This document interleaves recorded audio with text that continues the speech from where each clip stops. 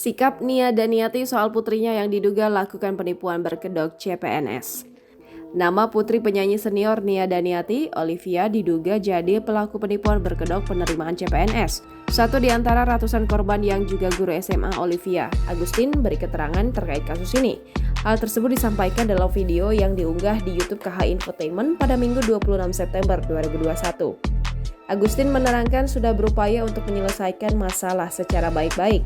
Beberapa kali ia menghubungi nomor Olivia tapi tidak membuahkan hasil. Tak sampai di situ, Agustin bersama tim juga sempat datang ke rumah Nia Daniati. Akan tetapi, dalam kesempatan itu ia hanya bisa menemui kakak dari penyanyi 57 tahun itu. Lanjut, Agustin mendapat informasi mengenai keberadaan orang tua Olivia. Kendati demikian, Nia Daniati seolah lepas tangan dan tak mau ikut campur di masalah sang putri.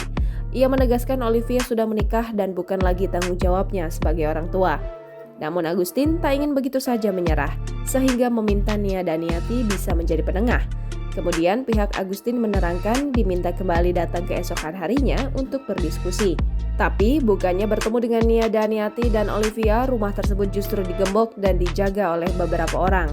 Merasa tidak menemukan jalan damai lainnya, pihak Agustin akhirnya mempolisikan Olivia.